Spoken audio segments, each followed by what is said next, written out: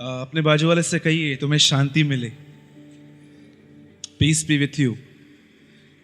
कहिए कहिए। सबने कहा। मैंने इन दिनों में सीखा है कि कितना खतरनाक है जब आपके अंदर शांति नहीं है और आप कुछ भी निर्णय ले सकते हो। आप जानते हो दुनिया में बीमारियां, तकलीफें, इतनी समस्याएं क्यों हैं? जानते हो रीजन क्या है? क्योंकि किसी ने निर्णय लिया आज से बहुत साल पहले कि मैं फल खाऊंगा। You know this? किसी ने निर्णय लिया कि मैं फल खाऊंगा और आज दुनिया की हालत देखो।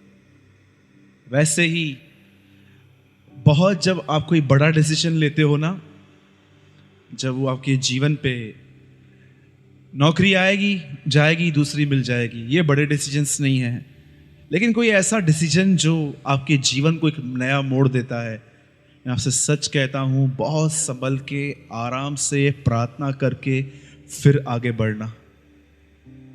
क्योंकि जिंदगी में कुछ कदम ऐसे होते हैं जो कभी पीछे नहीं आ सकते हैं, लेकिन कुछ कदम ऐसे भी हैं, जैसे अगर एक नौकरी है, आपने बहुत मेहनत की थी एक जॉब को पाने के लिए और वो जॉब आपको मिली और आपको नहीं समझ में आई, आप थ्रो कर दोगे, कोई और खरीद करोगे, कोई और जॉब ढूंढोगे।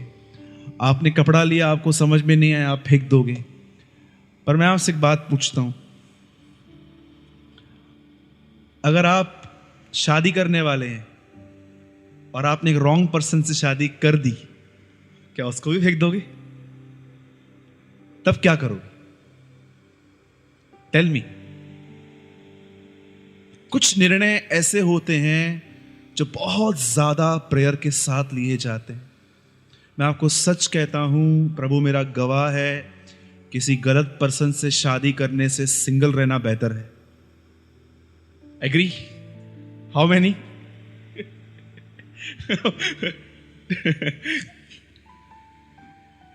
मुझे समझ में नहीं आता है आज शादियों पे इतने जोक क्यों बनते हैं। मतलब कहाँ ना कहाँ एक आदमी ने अपनी टी शर्ट पे लिखा था, don't disturb me, I am married, I am already too much disturb. कि मुझे परेशान मत करो, मैं ऑलरेडी बहुत परेशान हूं। आप जानते हो परमेश्वर ने बनाई है मैरिज, वो इतनी खराब कैसे हो सकती है? नहीं, लोगों ने गलत निर्णय लिए हैं, इसीलिए मैरिज खराब है। आज की जो मैं बहुत हैरान होता हूं आजकल ये सब बातें देखकर कि कैसे लोग खूबसूरती के पीछे जाते हैं, पैसों के पीछे जाते हैं, बड़े बड़ी बातों के पीछे जाते हैं, बट वो उस पर्पस को नहीं जान पाते हैं कि परमेश्वर ने क्या रखा है। बोलिए जय मसीह की। कितने लोग मेरी बात समझ रहे हैं? एक 5 मिनट की कुछ बातें बोल के मैं अपने वर्ड में आऊंगा, ओके? मैं आपको बताता हूं हम शांति को कितना गलत तरीके से ढूंढने की कोशिश करते हैं। ये प्रॉब्लम है, ये प्रॉब्लम है, ये प्रॉब्लम है, ये प्रॉब्लम है, ये प्रॉब्लम है। हम प्रॉब्लम्स को सॉल्व करने में लगे हैं ताकि शांति हो। क्या इस तरह शांति मिलती है? हाँ, बोलिए जय मसीह की। आपके घर के अंदर एक आदमी रहता है, उससे आपकी बिल्कुल नहीं जमती है और आप बोलती हो ये सुधरे तो घर में थोड़ी शांति आए। क्या ये सही है? आपको पैसों की तकलीफ है और आप बोलते हो नहीं यार कुछ सेट हो जाऊं फिर शांति मिलेगी। क्या ये शांति है? मैं आपको एक गुड न्यूज भी देता हूं और एक बैड न्यूज भी देता हूं। बैड न्यूज ये है कि आप जब तक जिंदा हो आपके पास तकलीफें रहेंगी, और गुड न्यूज ये है छुड़ाने वाला भी साथ रहेगा। बोलो आमीन। कितने लोग मेरी बात समझ रहे हैं? बहुत लोगों को लगता है मसीह में आने के बाद कोई तकलीफ नहीं रहती है। मैं आपको बताना चाहता हूं मेरी बढ़ गई है। पहले मेरे 2 दुश्मन थे, अभी 10 हैं। लेकिन इन समस्याओं को परमेश्वर ने इस्तेमाल किया मुझे मजबूत करने में। मैं आपको बताता हूं शादियां क्यों टूटती हैं। मैं आपको सिंपल एक बात बताता हूं, मैरिजेस क्यों टूटती हैं आज। आप ये बिलीव करते हो इंडिया में 70% मैरिजेस फेल है? आप बिलीव करते हो इस बात पे? 70% मैरिजेस 90s के बाद जो मैरिजेस हुई है ना, आप देखो आज भी आप जिनको देख रहे हो ना, इनकी सबकी शादियां 90s से पहले हुई हैं। लेकिन 95 के बाद जो जनरेशन है ना, वो अपने मम्मी डैडी को फॉलो नहीं करती है, वो फिल्म स्टार्स को फॉलो करती है। बहुत सारे लोग मालूम है आज शादियां क्यों टूटती हैं? देखिए, लड़का लड़की सामने बैठे, पसंद किया और शादी हो गई। शादी के बाद लड़की ने माँ को कॉल किया, मेरे को परेशान कर रहा है, क्या करूं? और मूर्ख माँ बोलती है घर पे चलिया। क्या ये सही है? अब मुझे बताइए, लड़की नए माहौल में एडजस्ट क्यों नहीं कर पाती है? तो क्यों? क्योंकि कभी भी मां ने घर पे डांटा ही नहीं था उसको। हमेशा 19 साल की उम्र में भी उसको गोद में लेके चल रही थी। और अभी ये लड़की एक नए माहौल में जा रही है जहां पर मर्डर इन लॉ मिली है। बोलो मर्डर इन लॉ। हाँ, मदर इन लॉ नहीं, मर्डर इन लॉ। समझिए, आपको एक मदर इन लॉ मिली है। अब वो आपको अपने हिसाब से जीने के लिए कहती है। वो कहती है ये नहीं वो, ये नहीं वो। अपने घर पे 11 बजे उठती होगी, यहां पर सवेरे 6 बजे उठना है, 8 बजे पानी आता है। फिर क्या करोगे? फिर आपको क्या करना पड़ता है? आपको सहना पड़ता है। इसीलिए बाइबल की बहुत सारी शिक्षाएं नेचर के ऊपर है, मिरेकल्स के ऊपर कम है। ये बात अलग है कि लोग आज चमत्कारों के पीछे भागते हैं। आप यहां से बाहर निकलो, आप देखो हर आदमी एक ही चीज की तलाश कर रहा है, कुछ सुपरनेचुरल हो मेरे लाइफ में। लेकिन वो ये नहीं समझ पाते हैं कि बाइबल कैरेक्टर को चेंज करने के लिए लिखी गई थी, मिरेकल्स के लिए नहीं। बोलो जय मसीह की। 99% जो आज मैरिजेस फेल हैं उनका रीजन जानते हैं क्या है? ईगो। बोलो ईगो। बोलो घमंड। मैंने याद है एक मीटिंग में ये कहा था, अगर ये घमंड नहीं टूटा तो ये जीवन को तोड़ेगा। कैसे मालूम पड़ेगा कि आप घमंडी हो कि नहीं हो? अगर आप हमेशा ये लफ्ज बोलते हो, मेरा गलती नहीं है, you are a number 1 proud. Number 1। जो भी यहां पर बैठा हुआ है जो ये कहता है मेरी कोई गलती नहीं है, मैं आपको बताना चाहता हूं, आप मुंबई में सबसे बड़े घमंडी हैं। लेकिन जानते हो, जो गलती होने के बाद ये कहते हैं उसकी वजह से नहीं, इसकी वजह से नहीं, मेरा फॉल्ट है, मुझे माफ करो, मैं ध्यान दूंगा कैसे कैसा ना करूं। Brother, you are humble. परमेश्वर ने आपके अंदर सच में कुछ काम किया है। घमंड की पहली निशानी है, ये लोग कभी महसूस नहीं कर पाते हैं ये गलत है। ईगो कभी उनको रियलाइज नहीं करने देता है। याद रखना, कितने लोगों ने ये वचन पढ़ा है यीशु मसीह का, ये मच्छर को छान डालते हैं परंतु ऊंट को निगल लेते हैं। इसका मतलब क्या है? हां, कितने लोगों ने ये वचन पढ़ा है? यीशु मसीह ने मत्ती 23 अध्याय में फरीसियों के लिए कहा, ये मच्छर को छान डालते हैं परंतु ऊंट को निगल लेते हैं। इसका अर्थ क्या है? ऊंट कितना बड़ा होता है, मच्छर कितना छोटा होता है। जानते हो यीशु क्या उनको बोलने की कोशिश कर रहा था? ऊंट जितनी बड़ी बड़ी गलतियां करने के बाद भी ये नहीं देख पाते हैं, लेकिन किस पे मच्छर बैठा रहे इनको दिखता है। कितनी बड़ी बात है जब फरीसी एक स्त्री को लेकर आए थे। आप जानते हो बाइबल के अंदर सबसे खतरनाक केस यही है। समझो, आपका कंप्लेन मिलता है कि ये ऐसा कर रहा था तो आपने किया ना। आप जानते हो बाइबल में सिर्फ एक यही लेडी थी यूहन्ना 8 अध्याय में जिसके लिए लिखा गया है ये व्यभिचार करते पकड़ी गई है। आप सोचो उस समय कितनी शर्म आती है जिस समय एक आदमी रंगे हाथों कॉट होता है, क्या तूने किया था ऐसा? आप जानते हो वो लोग यीशु मसीह के पास लेकर आए उसको। ये बाइबल का सबसे वर्स्ट केस था जो यीशु के पास आया था, सबसे वर्स्ट केस। और लोग उसके पास आके बोलते हैं, प्रभु इसने व्यभिचार किया है। ऐसी स्त्रियों को पथराव करते हैं। हर वो व्यक्ति जो उस पर दोष लगा रहा था, यीशु ने उसको कहा यहां से निकलो। और उसके बाद यीशु ने कहा, जा, मैं भी तुझ पे दंड की आज्ञा नहीं देता। लेकिन जानते हो उसके बाद यीशु ने एक ऐसा वचन कहा जिसपे आज कोई विश्वासी बिलीव नहीं करता है। जानते हो वचन कौन सा है? जा और फिर पाप मत करना। अब आप बोलोगे, ब्रदर ऐसा कैसे? आज माफी मिली है, अभी तो टाइम लगेगा, 6-8 महीने लगेंगे, 1 साल लगेगा उसमें से निकलने के लिए। यीशु ने उसको कहा, जा फिर पाप मत कर। जानते हो क्यों? क्यों बाइबल में यीशु ने ऐसी आज्ञा दी? क्योंकि उसने पवित्र आत्मा दिया है। अब यह पॉसिबल है।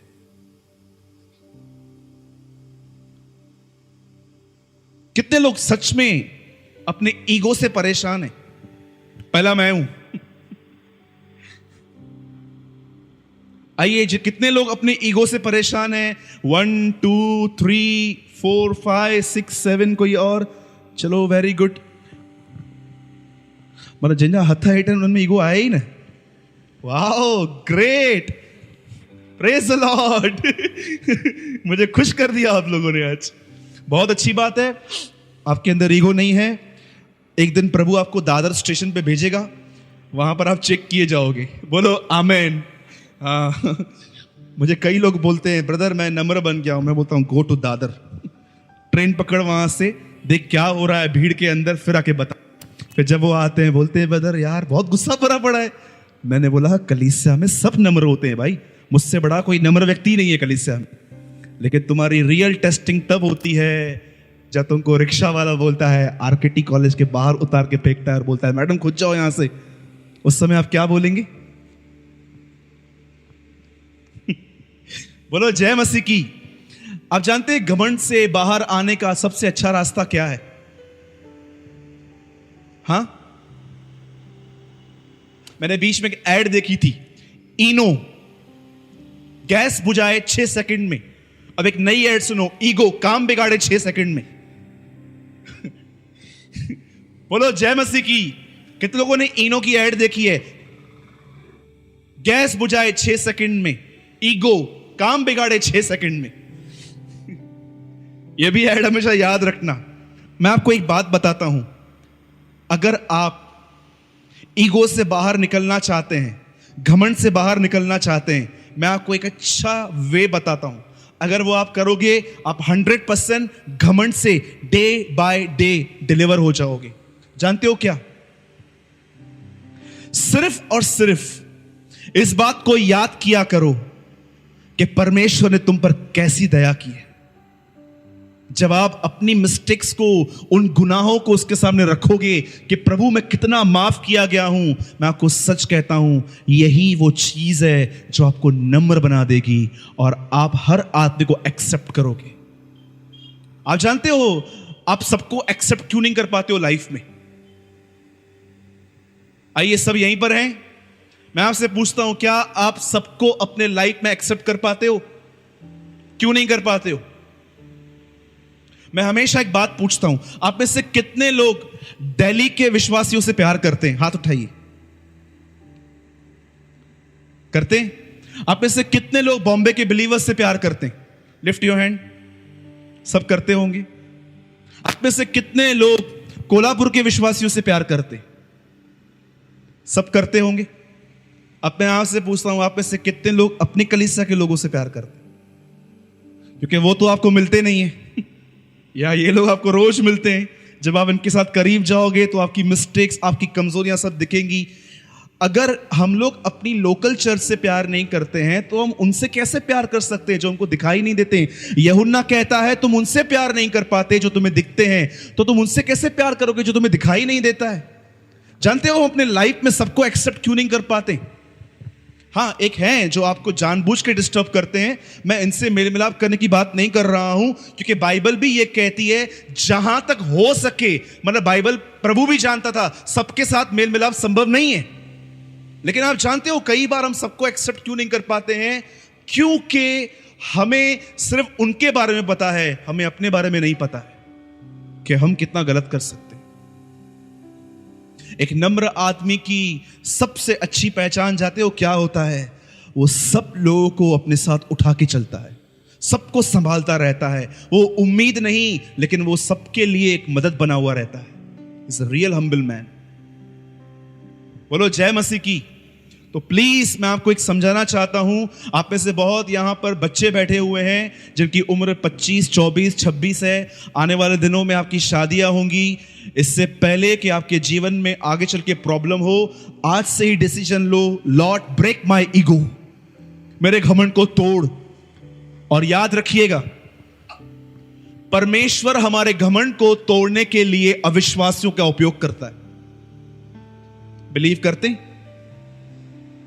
हां, अगर आप कहते हो कि घमंड प्रार्थना से निकलता है, तो मेरे ख्याल से हर एक में से निकल जाता राज, क्योंकि हम सब प्रेयर करते हैं। याद रखिएगा, एक दीवार के सामने आप खड़े हो जाओ और कहो, परमेश्वर पिता, यीशु मसीह के नाम से मैं कहता हूं ये दीवार गिर जाए, तो मैं आपको बताना चाहता हूं वो नहीं गिरेगी। आपको हथौड़ा लेके उसको तोड़ना पड़ेगा। ये यरीहो की दीवार नहीं है।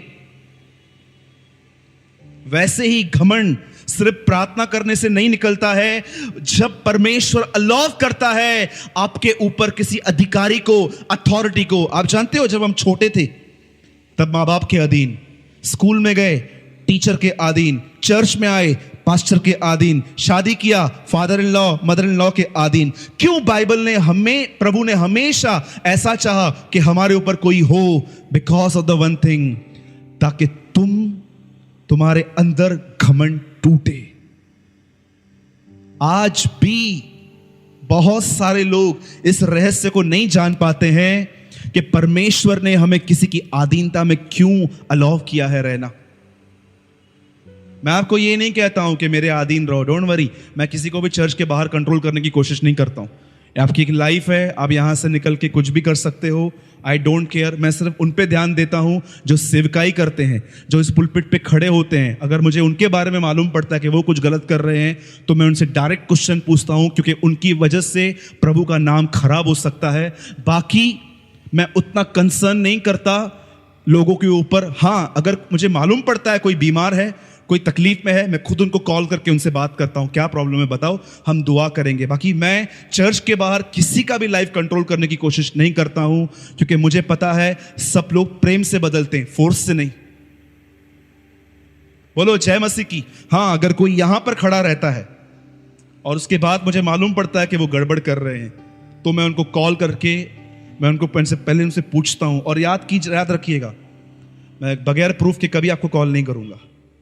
जब मुझे किसकी मिस्टेक मालूम पड़ती है ना, मैं सारे प्रूफ इकट्ठे करता हूं, ताकि ऐसा ना हो कि मैं कुछ बात करना चालू करूं और बाद में मेरा ही मजाक बन जाए। हमेशा याद रखना, बगैर प्रूफ के किसी से बात नहीं की जाती है। बहुत सारे लोग आपके पास आएंगे, बातों को एडिंग करके बताएंगे, इसने ऐसा किया, इसने ऐसा किया। एक तरफ से कभी कोई बात नहीं सुनी जाती है। जाओ, यीशु ने क्या कहा सामरी स्त्री को, जा पति को लेकर आ। याद रखिएगा। अभी देखिए, सिस्टर सिमरन यहां बैठे हुए हैं, ठीक है। सिमरन का और सिस्टर सोना का समझो आपस में थोड़ा तिरछी चलती रहती है। लिसन, ऐसे ही एक बात मैं जनरली बता रहा हूं, ठीक है। अभी इन दोनों का थोड़ा प्रॉब्लम क्रिएट हुआ। अब सोना सिस्टर मेरे पास आके कहेगी, डोंट वरी, हाँ सिस्टर सोना ऐसे बिल्कुल भी नहीं है, वो प्रभु की आशीषित बच्ची है, सुनिए।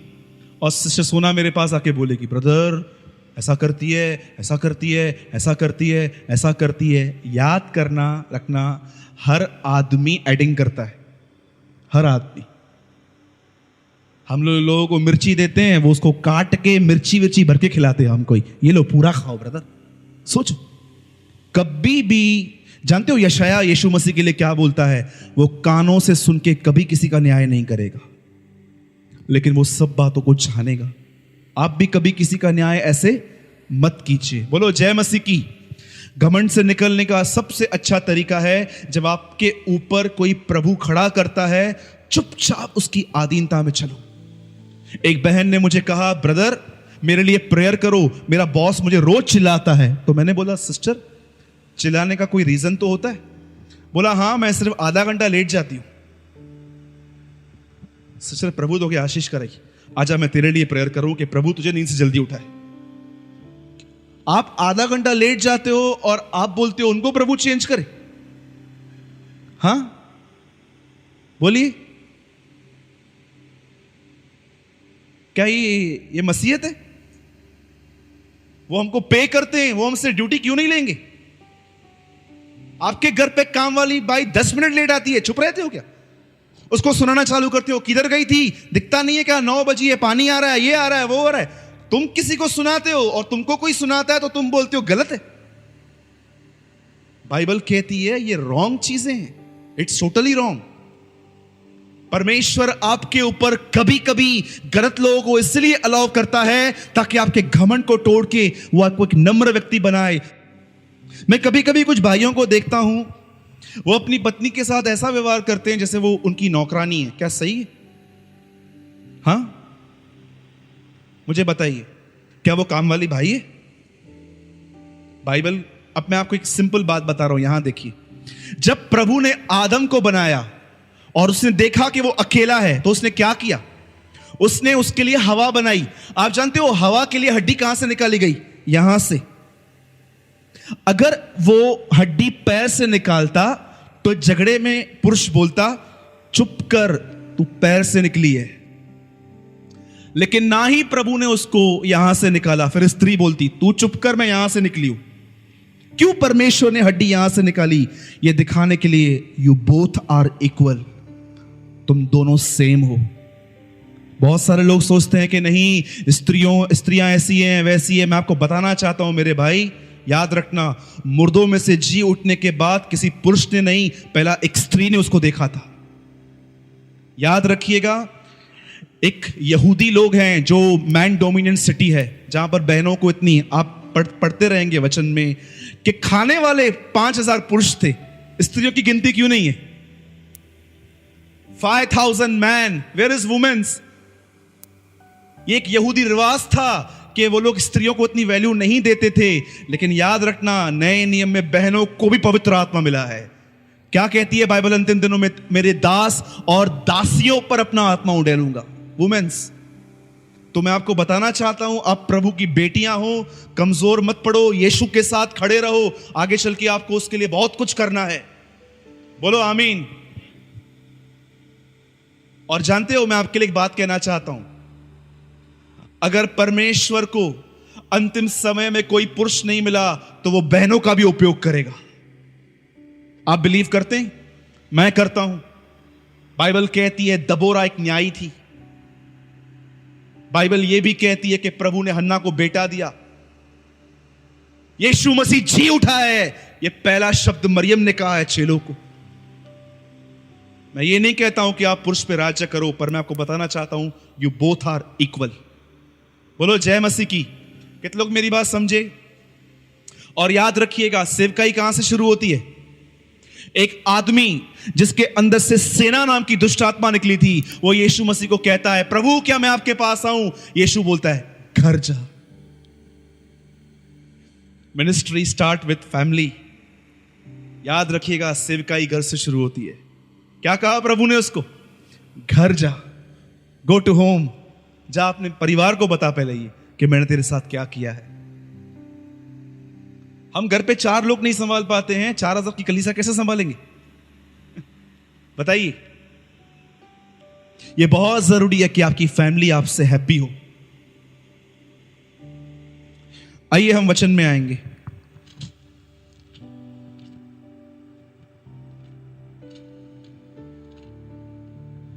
बोलिए, प्रभु मैं आपको पूरा अधिकार देता हूं,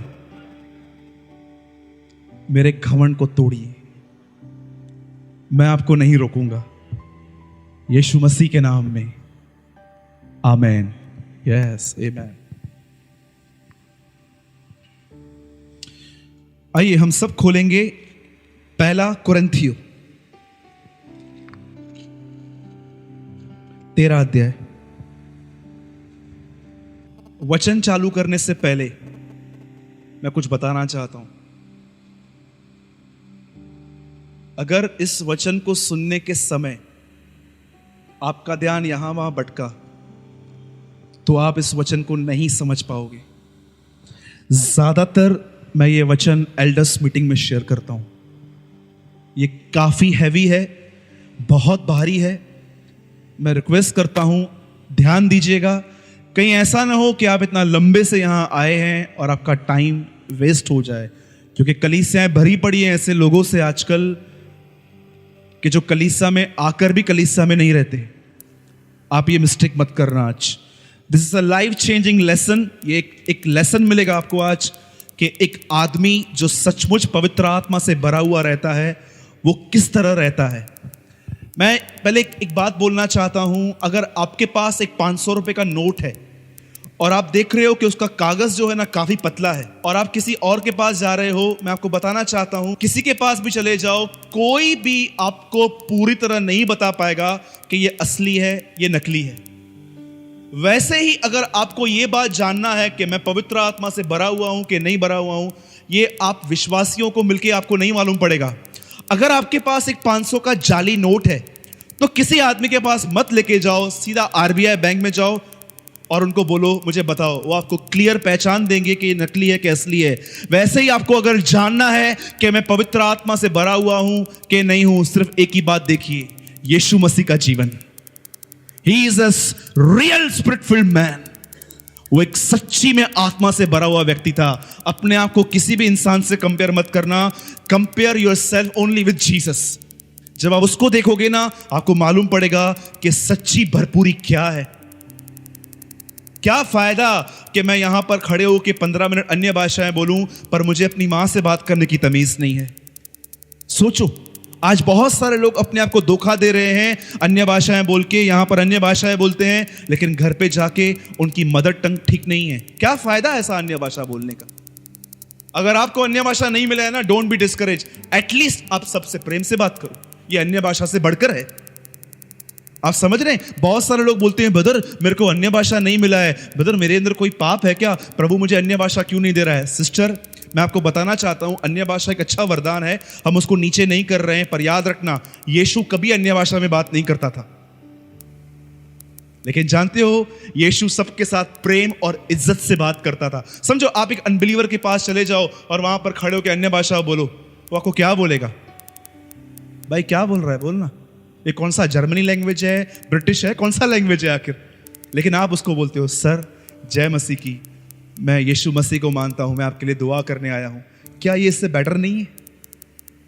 हाँ जी, ओके। आइए 2 कुरिन्थियों चैप्टर 13, कोई उसका पढ़िए। 2 कुरिन्थियों चैप्टर 13, 2 कुरिन्थियों चैप्टर 13। याद रखिएगा, मैं खुद भी अन्य भाषा में बात करता हूं, लेकिन सिर्फ अन्य भाषा बोलना ही पवित्र आत्मा से परिपूर्णता का चिन्ह नहीं है। याद रखिएगा, अगर आपको पवित्र आत्मा आपकी जुबान कंट्रोल नहीं करता है तो मेरे ख्याल से आप धोखे में जी रहे हैं। ठीक है, आइए 2 कुरिन्थियों 13 अध्याय उसका 4 वचन कोई जोर से पढ़िए। Thank you Lord, worship you Jesus. Yes, वह निर्बलता के कारण क्रूस पर चढ़ाया तो गया, तो भी परमेश्वर की सामर्थ से जीवित है। हम भी तो उसमें निर्बल हैं। सब लोगों ने पढ़ लिया? सब यहां देखिए, अभी बाइबल कहती है पौलुस परमेश्वर का एक दास था और परमेश्वर ने उसको बहुत सारी जगहों पर कलीसियाओं को बनने के लिए इस्तेमाल किया, और उसमें से एक कलीसिया थी जिसका नाम था कुरिन्थियों। यहां पर पौलुस ने 2 साल उनके साथ संगति की थी और वहां पर एक चर्च बन गया था। लेकिन मैं आपको बताना चाहता हूं, पौलुस की बनाई हुई कलीसियाओं में जिसकी सबसे वर्स्ट कंडीशन थी वो कुरिन्थियों है। आप जानते हो, जब पौलुस ने उस कलीसिया को छोड़ा तो वहां पर क्या हुआ? जैसे पौलुस वहां से अलग हुआ, उस कलीसिया ने वो जीवन जो पौलुस के साथ जीते थे वो जीना बंद कर दिया। अब मैं आपको बताना चाहता हूं, उस कलीसिया के अंदर सबसे बड़ी मुख्य बात यह थी, वहां ग्रुपिज्म था। जानते हो ग्रुपिज्म क्या होता है? What is the meaning of groupism? जिसने सुसमाचार बताया उसके साथ ही संगति और किसी के साथ नहीं। अगर यहां पर एक सिस्टर आती है जिसको किसने सुसमाचार बता के उसको यहां पर लेकर आया, आपको पता है बहुत सारी बहनें ये गलतियां करती हैं, जिनको उसने सुसमाचार बताया वो उन्हीं के साथ संगति करती हैं और किसी के साथ कंसर्न नहीं करती। क्या ये सही है? Is that true? कोई कहता है मैं सूरज भाई का हूं, कोई बोलता है मैं मयूर का हूं, कोई बोलता है मैं आकाश का हूं। बाइबल कहती है क्या मसीह बढ़ गया है क्या तुम्हारे बीच में? हम सब यीशु मसीह के, कोई यहां पर एक दूसरे का नहीं है। इस चर्च के अंदर सबसे पहली बात यह थी, ये पौलुस के जाने के बाद वहां पर ग्रुपिज्म चालू हो गया था। लोग क्या कर रहे थे? एक दूसरे के साथ संगति नहीं कर रहे थे। कोई बोलते नहीं नहीं नहीं नहीं मैं पौलुस के साथ ही संगति करता हूं, कोई बोलता है नहीं नहीं नहीं नहीं मैं अपुल्लोस के साथ ही करता हूं। पौलुस कहता है वहां पर तुम क्या कर रहे हो ये सब? It is wrong. पहली मिस्टेक यहां पर यह थी। और दूसरी बात जानते हो वहां पर क्या थी? दूसरी बात वहां पर यह थी, वहां पर एक आदमी था, उसकी वाइफ मर गई और उसने दूसरी शादी की। दूसरी शादी करने के बाद उसके बेटे ने अपनी मां से अफेयर रखा था। आप पढ़ सकते हो, जानते हो उस कलीसिया के अंदर ऐसा था, शारीरिक व्यभिचार चल रहा था उस कलीसिया के अंदर। एक आदमी ने अपनी बीवी मरने के बाद दूसरे से शादी की और उसके बेटे ने इससे अफेयर रखा था। पौलुस कहता है ये मैं क्या सुन रहा हूं तुम्हारे बीच में, ऐसा व्यभिचार हो रहा है कि जैसा अन्य जातियों में भी नहीं हो रहा है। सेकंड थिंग वहां पर वो थी। और तीसरी बात जानते हो वहां पर क्या थी? तीसरी चीज वहां पर यह थी, जब भी वो लोग प्रभु भोज के लिए इकट्ठे होते थे, आप जानते हो च्युइंगम कैसे खाते हैं, चॉकलेट कैसे खाते हैं, मीनिंगलेसली लिया खाया। वो लोग प्रभु भोज को ऐसे लेते थे जैसे वो मानो एक सादी सी रोटी लेते थे। इसीलिए पौलुस उनको कहता है क्या खाने पीने के लिए तुम्हारे घर नहीं है जो तुम यहां पर इनडिसिप्लिन वे से खाते हो? चौथी चीज, वे लोग जानते हैं क्या कर रहे थे? समझिए, पौलुस के साथ बिताने के बाद, उसके जाने के बाद वो कलीसिया में आते थे, लेकिन 23 घंटा उनकी संगति जुआरियों के साथ रहती थी, व्यभिचारियों के साथ रहती थी, गलत लोगों के साथ होती थी, और वो बढ़ नहीं पाते थे। ये सारी बातें पौलुस ने उनको लिखी। और जानते हो जब वो इस लेटर को लिख चुका तो उन लोगों ने बहुत गहरा पश्चाताप किया और पौलुस ने उनको एक दूसरा भी लेटर लिखा। आप जानते हो सिर्फ दो ही चीजें हैं जिनको दो ही कलीसियां हैं जिनको दो लेटर लिखे गए हैं, एक कुरिन्थियो, दूसरा थिस्सलुनीकियों। और जानते हो दूसरे लेटर में पौलुस ने उन्हें एक बात लिखी, और आप हैरान हो सकते हो ये बात सुन के जो मैं आपको बताऊंगा। एक चर्च में व्यभिचार था, उसी चर्च के अंदर लफड़े थे, झगड़े थे, और पौलुस उनको 9 वरदानों के लिए भी लिख रहा है। क्या आप ये विश्वास करते हो? एक कलीसिया जिसमें इतने पाप हैं, वहां पर पवित्र आत्मा के वरदान भी कार्य कर रहे थे। Do you believe that?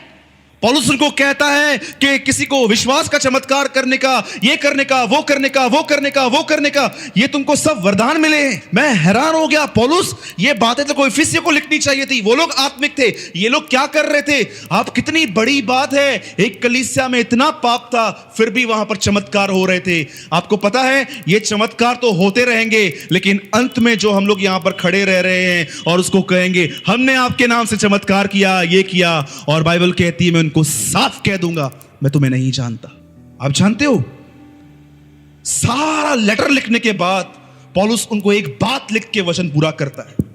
English में बहुत ब्यूटीफुल लिखा गया है, Jesus Christ crucified on the cross because of the weakness of flesh. मसीह कमजोर होने की वजह से मरा। आपको बताऊं पौलुस ने उनको यह बात क्यों लिखी, क्यों उसने अंत में यीशु मसीह के क्रूस के बारे में उनको लिखा? आप जानते हो पौलुस उनको क्या समझाने की कोशिश कर रहा था? एक सच्चा पवित्र आत्मा से भरा हुआ आदमी कमजोर रहता है, लेकिन जो आत्मा से भरे हुए नहीं हैं वे बहुत मजबूत होते हैं। अब मैं आपसे एक बात पूछता हूं, अगर आपको कोई बुरा भला कहता है, कोई आपको सुनाता है, आपकी गलती है या नहीं है उसको छोड़ दो, लेकिन जब आपको कोई सुनाता है और आप भी तैयार हो जाते हो कि मैं इसको नहीं छोड़ूंगा, आप कमजोर नहीं हो, आप बहुत स्ट्रांग हो। पौलुस कहता है यीशु मसीह एक सच्चा पवित्र आत्मा से भरा हुआ व्यक्ति था और वो कमजोर था। आप सोचो गसमनी बाग के अंदर जब एक आदमी ने, ये पतरस ने एक आदमी का कान काट दिया, जानते हो यीशु ने क्या कहा? पतरस तलवार को अंदर रख, पिता से एक प्रार्थना करूंगा, 12 पलटने वहां पर भेजेगा। लेकिन वो कहता है नहीं, वो कमजोर हुआ हर जगह पर। याद रखना, अगर तुम पवित्र आत्मा से भरे हुए हो ना तो तुम पाप के लिए मरे हुए रहोगे, लेकिन अगर तुम ये कहते हो मैं पवित्र आत्मा से भरा हुआ भी हूं और दूसरों को सुनाते हो, झूठ भी बोलते हो, गुस्सा भी करते हो, माफ भी नहीं करते हो, मैं आपको बताना चाहता हूं आप धोखे में जी रहे हो। पौलुस कहता है ही crucify because place of flash, वो कमजोर हुआ है वहां पर। जानते हो, अब मैं आपको एक अच्छी बात बता रहा हूं, ध्यान दीजिए। आप में से कितने लोग शिमशोन को जानते हैं? How many people know about Samson? मुझे एक बात बताइए, जब ही शिमशोन उसके ऊपर पवित्र आत्मा उतरता था तो वो क्या करता था? अरे उसे बिल्डिंग्स गिराई है, बिल्डिंग्स। आपको पता है ये बात? एक बार उसे 1000 लोमड़ियां पकड़ी थी। आप एक लोमड़ी पकड़ के दिखाओ मुझे, मैं आपको चैलेंज करता हूं, एक लोमड़ी आप मुझे पकड़ के दिखाओ। उसे 1000 लोमड़ियां पकड़ी। एक बार तो उसने पता नहीं कितने लोगों को खत्म कर दिया। डू यू नो, एक तरफ से ये आदमी मिनिस्ट्री में इतना स्ट्रांग, लेकिन दूसरी तरफ से एक लड़की के साथ अटका हुआ था और अपने सारे लूपहोल्स खोल रहा था वहां पर बैठ के। मेरी चोटी में पावर है, ये है, वो है, वो है। क्या आप ये बात समझ पाते हो? एक आदमी इतना स्ट्रांग एक जगह पर और दूसरी जगह इतना कमजोर कैसे हो रहा था? बाइबल कहती है अंत में उसकी आंखें फोड़ दी गई थी। आप जानते हो, शिमशोन ने बहुत सारे शेरों को फाड़ दिया, लेकिन उसके अंदर एक व्यभिचार का शेर था, वो उसको कभी नहीं फाड़ पाया। और पौलुस ने किसी शेर को नहीं मारा, लेकिन अपने अंदर हर गंदे पाप को खत्म कर दिया। आप जानते हो क्यों? वाई? मैं आपसे एक बात पूछता हूं। आप सब पवित्र आत्मा पाए हुए लोग यहां बैठे हैं, आप में से यहां पर कोई नहीं कह सकता है कि मुझे पवित्र आत्मा नहीं है, पर मैं आपको बताना चाहता हूं, उस पवित्र आत्मा ने आपके अंदर कितना काम किया है। हाँ, बोलिए, क्या उसने आपको कमजोर बनाया है कि वो क्या बलवान लगे पड़े हो? कितनी बड़ी बात है। आज आपको कोई कुछ बोले, आप उसको दो बातें सुना देते हो। लोग यीशु मसीह को बोलते हैं तुझ में दुष्ट आत्मा है, यीशु मसीह ध्यान तक नहीं देता था। क्यों? वो कमजोर व्यक्ति था। लोग उसको बोलते थे तू पागल है, तुझ में दुष्ट आत्मा है, तू पियक्कड़ है, तू ये है, वो है। मुझे एक जगह बताओ जहां पर यीशु मसीह घूमा और उनको ये कहा तुम क्यों बात करते हो, मैं तुम्हारा नहीं खाता हूं। लेकिन बाइबल कहती है वो वहां से चला गया। जानते हो क्यों चला गया? He is a real spirit field man. मुझे समझ में नहीं आता है, आत्मा से भरा हुआ व्यक्ति झगड़ा कर कैसे सकता है? आत्मा से भरा हुआ व्यक्ति दूसरे को टोंट कर कैसे सकता है? आत्मा से भरा हुआ आदमी अपनी आंखों पे कंट्रोल नहीं रख सकता। हाँ, मैंने एक स्टोरी सुनी थी, मैं 5 मिनट में खत्म करूंगा। एक आदमी था, अपने भाई के साथ समुंदर पे नहाने के लिए गया था, और जानते हो क्या हुआ? उनकी आपस में थोड़ी नोक झोंक हो गई, तो बड़े ने छोटे को जोर से झापड़ मार दी। और जानते इसने क्या किया? ये साइड में गया और से रेत पे लिखा मेरे भाई ने मुझे आज मारा है। अगले दिन फिर से समुंदर पे आए और फिर से कुछ हुआ, फिर से इसको लाफा लगाया। अगले दिन फिर से इसने रेत पे लिखा भाई ने मुझे मारा। और तीसरे दिन जब फिर से आए तो उसके भाई ने इसको नहीं मारा और ये डूब रहा था और इसको बचाया, और इसे पत्थर पे जाके लिखा भाई ने बचाया। इसके भाई ने इससे पूछा क्या बात है, 2 बातें रेत पे, 1 बात पे पत्थर पे क्यों? बोला भाई तूने मारा ये रेत पे इसलिए लिखा है ताकि ये मिट जाए, लेकिन जो तूने भला किया है वो हमेशा रहना चाहिए। That is story. याद रखिएगा, एक पवित्र आत्मा से भरा हुआ आदमी कभी दूसरों के पास्ट की मिस्टेक्स को याद नहीं रखता है। आज झगड़ों में देखो बातें क्या होती है, तूने 2 साल पहले ऐसा किया था, तूने 4 साल पहले ऐसा किया था, तेरी मां ने मेरे को तंग किया था, ये किया था, वो किया था, ये किया था, वो किया था। पूरी झगड़ों में पास्ट की बातें निकलती हैं और हम बोलते हैं हम आत्मा से भरे हुए। किसी और को जाके धोखा देना, यीशु मसीह को नहीं। मैंने ऐसे पाखंडियों को देखा है जो अपोज करते हैं बाहर जाके, मेरा सूरज भाई ऐसा है वैसा है, और घर पे छुप छुप के वीडियोस भी देखते हैं हमारे, और जानते हो फिर प्रचार भी करते हैं। मैंने ऐसे रिसेंटली लोगों को देखा जो बाहर जाके मेरा नाम खराब करते हैं, सूरज भाई ऐसा है, सूरज भाई वैसा है, और घर जाके मेरी मीटिंग सुनते हैं और प्रचार भी करते हैं वहां पर जाके। मैंने कहा प्रभु दया कर, इन पर रहम कर। मैं आपसे पूछता हूं कितने निर्बल हैं आप, कितने कमजोर हुए हैं आज। पौलुस उनको समझा रहा था सच्ची सामर्थ चमत्कारों में नहीं होती है, सच्ची सामर्थ यह है कि जब तुम कमजोर हो गए हो, अभी अब तुमसे लड़ाई झगड़े नहीं होते हैं, तुम बस शांति में रहना पसंद करते हो। कितने लोगों ने यीशु मसीह का यह वचन सुना है, वो झगड़ा नहीं करेगा और ना ही जलती हुई बत्ती को बुझाएगा।